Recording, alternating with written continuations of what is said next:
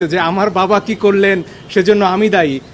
সারা আপা, তার বাবা ডক্টর কামাল হোসেন, হ্যাঁ, তাকে নিয়েও আজকে প্রশ্ন উঠছে এবং আমরা নাকি বিশেষ উদ্দেশ্য চরিতার্থ করতে এখানে এসেছি। লিপি আপা আরও ভালো বলবেন।